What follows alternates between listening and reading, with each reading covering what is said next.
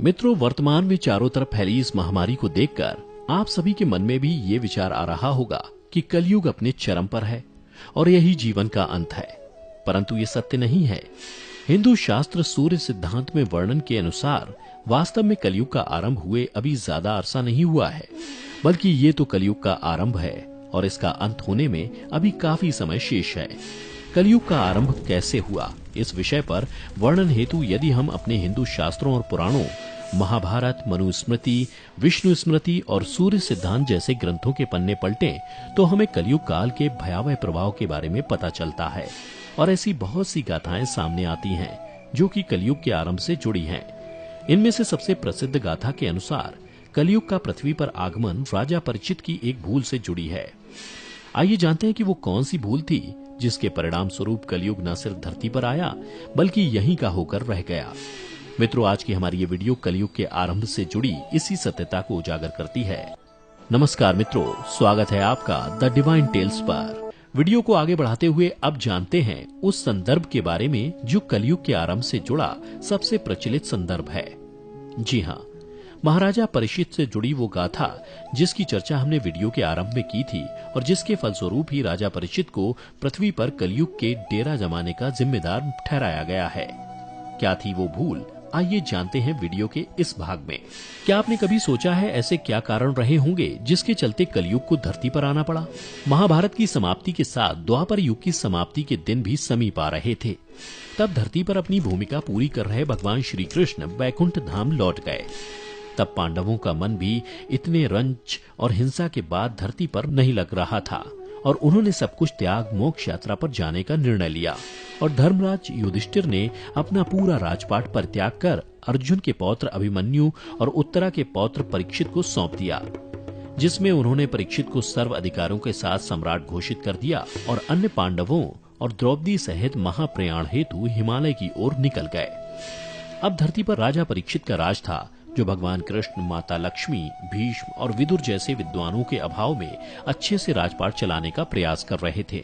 कहा जाता है कि पांडवों और द्रौपदी जब हिमालय मोक्ष यात्रा पर चले गए तब एक दिन स्वयं धर्म बैल का रूप लेकर और गाय के रूप में बैठी पृथ्वी देवी सरस्वती नदी के किनारे एक एक छोर पर बैठे वार्तालाप कर रहे थे। गाय के रूप में बैठी पृथ्वी के नयन आंसुओं से भरे हुए थे। उनकी आंखों से लगातार अश्रु बहे जा रहे थे। पृथ्वी को दुखी देख धर्म रूपी बैल ने उनसे उनकी परेशानी का कारण पूछा। धर्म ने कहा, देवी, कहीं तुम यह देखकर तो नहीं घबरा गई कि मेरा बस एक ही पैर है, या फिर तुम इस बात से दुखी हो अब तुम्हारे ऊपर बुरी ताकतों का शासन होगा? इस सवाल का जवाब देते हुए पृथ्वी देवी बोली, हे धर्म, तुम तो सब कुछ जानते हो, ऐसे में मुझसे मेरे दुखों का कारण पूछने से क्या लाभ? सत्य, मित्रता, त्याग, दया, शास्त्र, विचार, ज्ञान, वैराग्य, ऐश्वर्य, निर्भीकता, कोमलता, धैर्य आदि के स्वामी भगवान श्री कृष्ण के अपने धाम चले जाने की वजह से कलयुग ने मुझ पर कब्जा कर लिया है। श्री कृष्ण के चरण कमल मुझ पर पड़ते थे, जिसकी वजह से मैं खुद को सौभाग्यशाली मानती थी, परंतु अब ऐसा नहीं है। अब मेरा सौभाग्य समाप्त हो चुका है। धर्म और पृथ्वी आपस में बातें कर ही रहे थे, इतने में असुर रूपी कलयुग वहां आ पहुंचा और धर्म और पृथ्वी रूपी गाय और बैल को मारने लगा। उसी समय राजा परीक्षित उसी मार्ग से गुजर रहे थे। जब उन्होंने अपनी आंखों से ये दृश्य देखा तो वह कलयुग पर बहुत क्रोधित हुए। राजा परीक्षित ने कलयुग से कहा, दुष्ट पापी, तू कौन है और क्यों इस निरपराध गाय और बैल को मार रहा है? तू महाअपराधी है, तेरा अपराध क्षमा योग्य भी नहीं, इसलिए तेरी मौत निश्चित है। इतना कहते हुए राजा परीक्षित ने अपनी तलवार निकाली और कलयुग को मारने के लिए आगे बढ़े। राजा परीक्षित का क्रोध देखकर कलयुग थर-थर कांपने लगा। भयभीत कलयुग अपनी राजसी वेशभूषा को उतारकर राजा परीक्षित के चरणों में गिर गया और क्षमा याचना करने लगा।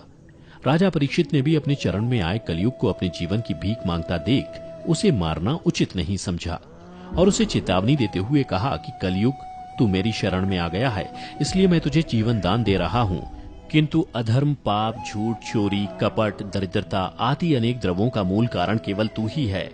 तू मेरे राज्य से अभी निकल जा और फिर कभी लौट कर नहीं आना। कलयुग ने राजा परीक्षित की बात सुनकर बड़ी चतुरता से कहा कि पूरी पृथ्वी पर आपका निवास है।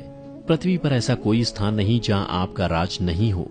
ऐसे में मुझ जैसे तुझको पृथ्वी पर रहने के लिए आप स्थान प्रदान कीजिए। कलयुग के ये कहने पर राजा परीक्षित ने काफी सोच विचार कर कहा, असत्य, मद, काम और क्रोध का निवास जहां भी होता है, इन 4 स्थानों पर तुम रह सकते हो।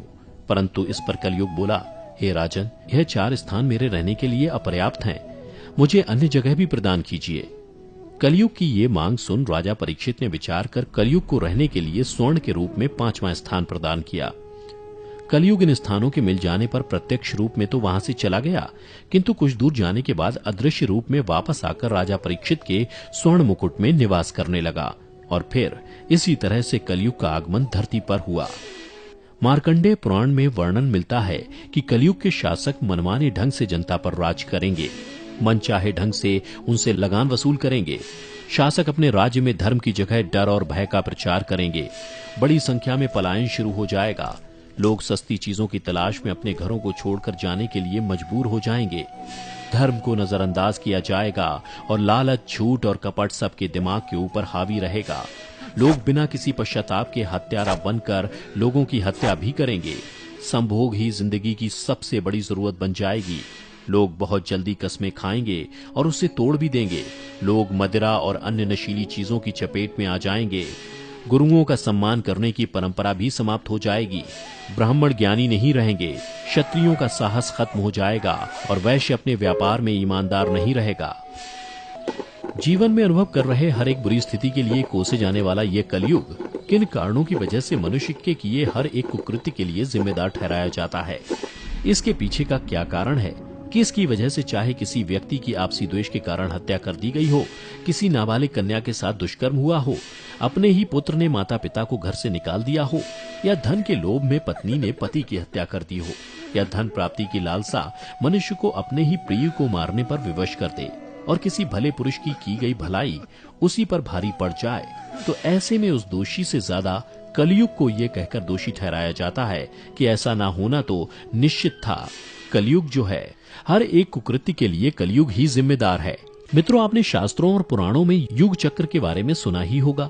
एक युग लाखों वर्षों का होता है, जो एक चक्र के समान गतिवान है, जिसके फलस्वरूप प्रत्येक युग के समय काल समाप्त होने के पश्चात एक निश्चित समय अंतराल के क्रमानुसार दूसरे युग का आरंभ होना निश्चित है। साथ ही आपको ये भी बता दें कि पौराणिक मान्यता के अनुसार सतयुग लगभग 17,28,000 वर्ष, त्रेता युग 12,96,000 वर्ष, द्वापर युग 8,64,000 वर्ष और कलयुग 4,32,000 वर्ष का बताया गया है। काल गणना के अनुसार 4 युगों की अवधारणा में सतयुग, द्वापर युग, त्रेता युग के बाद चौथा और सबसे अंतिम युग कलयुग ही है। कलयुग का अर्थ है कली की आयु, अंधकार का युग, उपदुख की उम्र या झगड़े और पाखंड की उम्र होता है। कलयुग के इस अर्थ को आप संभवतः वर्तमान में चल रही भयावह स्थिति से जोड़ पा रहे होंगे। वैसे अगर प्राचीन पुराणों को उठाकर देखा जाए तो उसमें इस संसार के अंत को लेकर कई बातें बताई गई हैं। गीता में भी भगवान विष्णु ने कलयुग के आरंभ होने और इस संसार के अंत के बारे में कई बातें बताई हैं। ऐसा बताया जाता है कि भगवान शिव ने विष्णु जी को इस संसार की जिम्मेदारी सौंपी थी और भगवान विष्णु ने ही गीता के कुछ भागों में कलयुग के आरंभ और अंत के बारे में बताया है, और जिसके अनुसार इस संसार के अंत के पीछे का कारण एक महिला को बताया है और कलयुग के आरंभ में कुछ संकेत देते हुए कृत्यों का वर्णन किया है जो आपको कलयुग के आरंभ का संकेत देता है। गीता में वर्णन के अनुसार जब एक स्त्री अपने श्रृंगार रूपी बाल काटने लगेगी, जिस दिन एक बेटा अपने पिता पर हाथ उठा देगा, जब चारों ओर सिर्फ असत्य का बोलबाला होगा और सत्य का कोई महत्व नहीं रह जाएगा, जब स्त्रियां अपने घर में ही सुरक्षित महसूस नहीं करेंगी, लोगों के अंदर से भय खत्म हो जाएगा और उनकी अकाल मृत्यु होना आरंभ हो जाएगी, जो कि बहुत कष्टदायी होगी। गीता में कथित भगवान विष्णु के अनुसार तब समझ लें कि काल रूपी कलयुग आपके दरवाजे पर खड़ा है। आप भी ये सोच रहे होंगे कि ये सभी संकेत तो हमारी वर्तमान स्थिति को कहीं न कहीं शब्दों के रूप में बयां कर रहे हैं। तो मित्रों, प्रतीक्षा कीजिए, इसका और भी विकाल रूप अभी आना बाकी है। क्या हम सब ने कभी इस बात पर ध्यान दिया है कि ऐसे क्या कारण होंगे जिसके चलते कलयुग को धरती पर आना पड़ा? महान गणितज्ञ आर्यभट्ट ने अपनी पुस्तक आर्यभट्टियम में इस बात का उल्लेख किया है कि जब वह 23 वर्ष के थे तब कलयुग का 3600 वर्ष चल रहा था।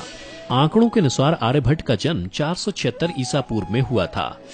मध्यकाल के भारतीय ज्योतिषियों ने माना है कि कलयुग एवं कल्प के प्रारंभ में सभी ग्रह सूर्य एवं चंद्र को मिलाकर चैत्र शुक्ल प्रतिपदा को रविवार के सूर्योदय के समय एक साथ एकत्र थे। अधिकतर विद्वानों के अनुसार कलयुग का प्रारंभ 3102 ईसा पूर्व हुआ था। इस मान से कलयुग का काल 4,36,000 साल लंबा चलेगा। अभी कलयुग का प्रथम चरण ही चल रहा। कलयुग का प्रारंभ 3102 ईसा पूर्व हुआ था, जब 5 ग्रह मंगल, बुध, शुक्र, बृहस्पति और शनि मेष राशि पर 0 डिग्री पर हो गए थे। गणना की जाए तो 5,122 वर्ष कलयुग के बीत चुके हैं और 4,26,882 वर्ष अभी बाकी हैं।